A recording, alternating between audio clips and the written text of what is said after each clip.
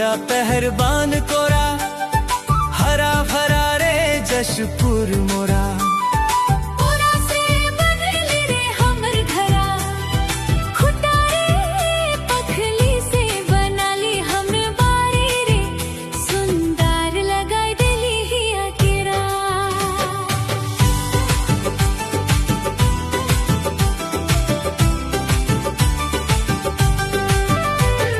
सरसर पुरवैया मनवा जुड़ाए,